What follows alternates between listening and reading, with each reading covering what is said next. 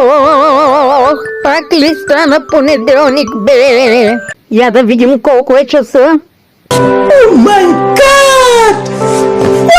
Ох, добре, имам още малко време. A few moments later.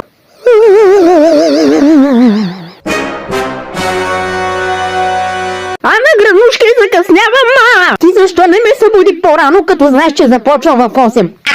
Както и да ви не ме интересува. Така, взимам си учебника, взимам си и домашното, да не забравим и закуската.